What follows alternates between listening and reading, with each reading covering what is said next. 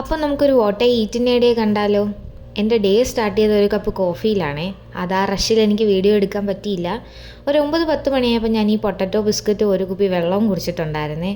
ജോലി കഴിഞ്ഞ് വീടെത്തി ഞാൻ ആദ്യം കുടിച്ചത് ഈ മോഗുമോഗുവിൻ്റെ ലിച്ചി ഫ്ലേവേർഡായിരുന്നു. ഇവിടുത്തെ വെതറിന് ഇത് ഭയങ്കര ഒരു ആശ്വാസമായിരുന്നു കേട്ടോ. പിന്നെ ഞാൻ നാരങ്ങ ഉപ്പിലിട്ടിട്ടുണ്ടായിരുന്നേ. ഇന്ന് അതിൻ്റെ ഇന്നോഗ്രേഷൻ ഡേ ആയിരുന്നു. ചോറിൻ്റെ കൂടെ കഴിച്ചപ്പോൾ ഒരു രക്ഷയില്ല, സാധനം സെറ്റായിരുന്നു. ഇന്ന് ഉച്ചയ്ക്ക് നമുക്ക് കഴിക്കാൻ ചൂട് ചോറും സാമ്പാറും ക്യാബേജ് തോരനും മീൻ കറിയും പിന്നെ നേരത്തെ പറഞ്ഞ ആ നാരങ്ങ ഉപ്പിലിട്ടതുമായിരുന്നു കേട്ടോ. എല്ലാം കൂടെ കൂട്ടിക്കുഴച്ച് ആദ്യത്തെ പിടി അങ്ങോട്ട് കഴിച്ചപ്പോൾ ഉണ്ടല്ലോ, സ്വർഗം, അത്രയ്ക്ക് ടേസ്റ്റായിരുന്നു. ശേഷം ഞാൻ നല്ലൊരു ഉറങ്ങി എഴുന്നേറ്റപ്പോൾ ഈ ഡേറ്റ്സ് 2 പീസ് വരും, ഈ ഡേറ്റ്സ് കഴിച്ചിട്ടുണ്ടായിരുന്നേ.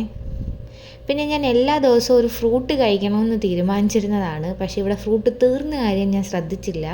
സോ ഞാൻ ഇന്നത്തേക്ക് 2 എഗ്ഗ് എടുത്ത് ബോയിൽ ചെയ്ത് കഴിച്ചിട്ടുണ്ടായിരുന്നു. എനിക്കിത് കഴിക്കണമെന്നുണ്ടായിരുന്നു കുറച്ച് ദിവസമായിട്ട്, പക്ഷേ ഈ തിരക്കിൻ്റെ ഇടയിൽ വിട്ടുപോയി. അപ്പോൾ ഞാൻ ഇന്ന് എന്തായാലും അതങ്ങ് സെറ്റ് ചെയ്തു.